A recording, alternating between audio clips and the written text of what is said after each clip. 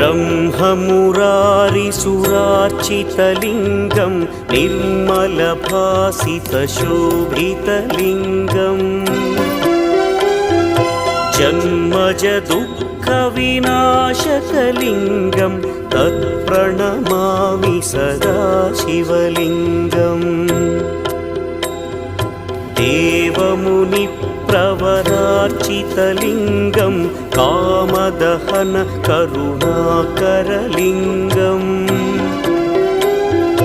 रावणदर्पविनाशकलिङ्गं तत्प्रणमामि सदा शिवलिङ्गम्